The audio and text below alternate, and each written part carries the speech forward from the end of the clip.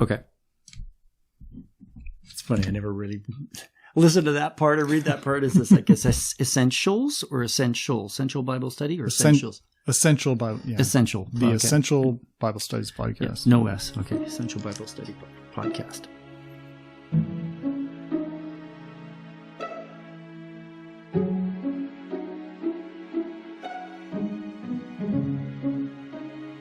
Okay. You ready? Let's do this.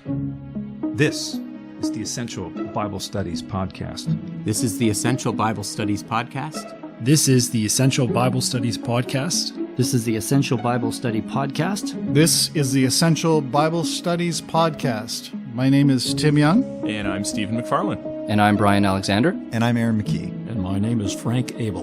And my name is Jesse Adair. And I'm Rob Alexander. And I'm Dan Robinson. My name is Jay Mayock.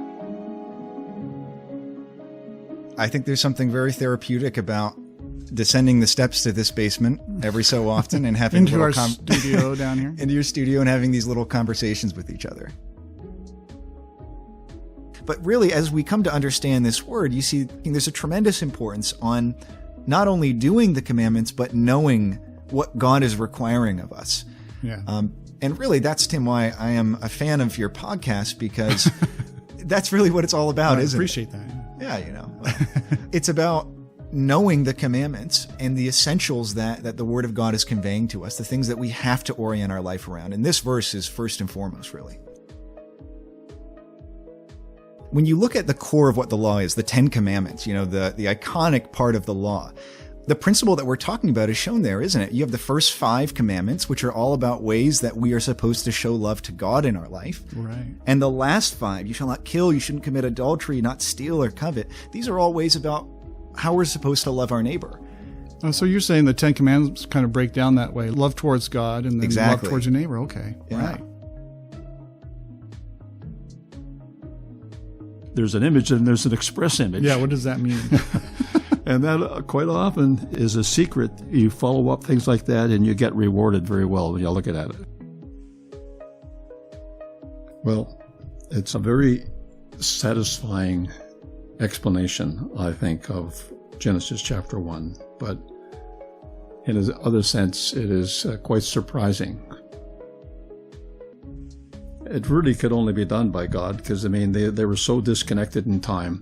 You can't imagine how this could ever be done by men, even if they had the purpose of trying to write something like this. Yeah, exactly. It's the inspired Word of God. We give glory and honor to God by the fact that His Word does open up and make it apparent and understandable to people what He means. Yeah. And what I find ironic is we've spent all of this time and energy to solve and try to get to the bottom of something that causes a 2% death rate. And the Bible's giving us a cure for something that is 100% death rate. And we can't seem to find 20 minutes to try to apply and try to figure that one out. Right. But that's what this podcast is for, to take a little bit of time to figure out the root cause for 100% death rate. And I think that's pretty meaningful in a lot of ways.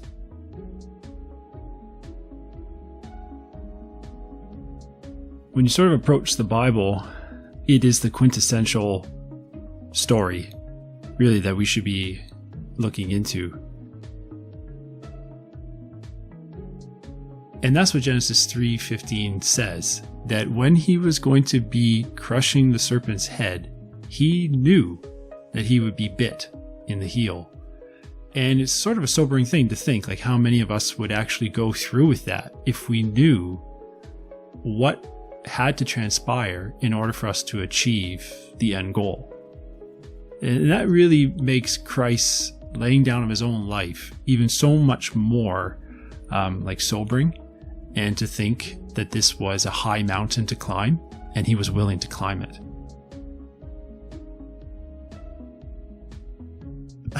It's kind of ironic because this is one of our top temptations, and Stephen's brought in our top temptation as we talk about temptation. That's right.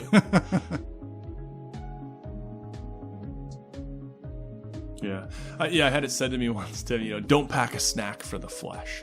Right? You talk about this desire that the Apostle Paul had, right? Like, nothing good dwells within my flesh. Don't pack a snack for it, because it's going to keep eating and growing and get bigger and bigger.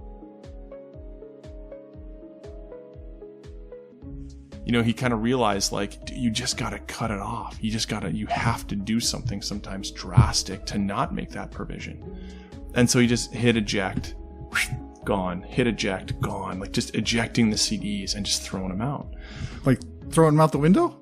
I was trying to cover that part up because I'm not condoning littering, but it was an effective means at the time of where he just recognized I needed to get this out. Knowing and understanding and confessing that Jesus Christ came in the flesh is an essential part of the truth. This is not a minor detail of the story of the Bible and the plan of God. It's key into how it is that we can become part of the new creation in the Lord Jesus Christ.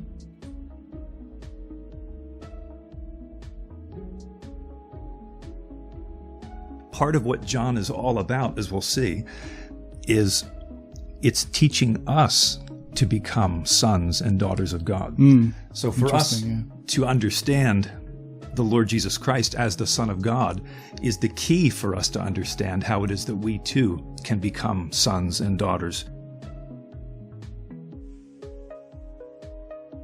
But it's always a challenge, like, what is God working in my life and when is it not? It's not always that easy, is it, Dan? I think that's the greatest challenge. We want to be aware of providence, but we can't assume that everything in life is providence. We still have to use the scripture and the principles of it to make decisions. Yeah.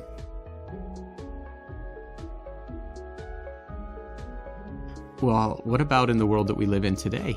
You watch the rulers that are corrupt, and you watch wars and pandemics happen, all these things happen. Wouldn't it be comforting to know that God is in control of all those things too? Yeah. We know he's in control. Right. But we need to talk today about some of the proofs that we have in the scripture of how God does that.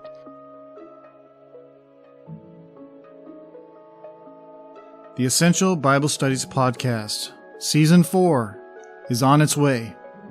It all starts January 17th, 2022. Gotta wait still, eh? Gotta wait still. Okay. We're getting closer, though.